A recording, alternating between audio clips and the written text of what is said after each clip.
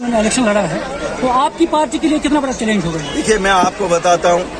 ہم نے P H D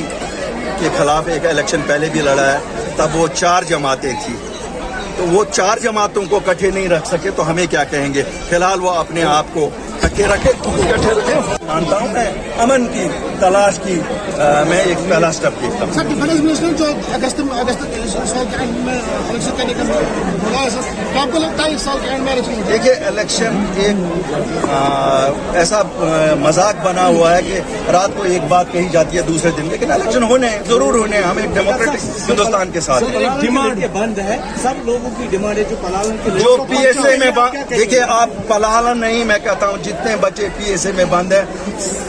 lieutenant governor کو فوراً ایک کمیٹی تشکیل دینی چاہیے جس میں ہر علاقے کے جہاں کے بچے بند ہیں وہاں کے زوما جو سویلینز ہیں، جو وہاں کے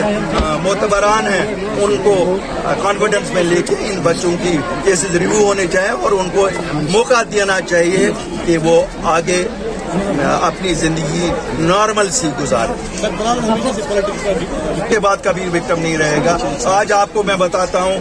اللہ کے فضل سے اگلا ایم ایل اے پٹن کا پلہالن۔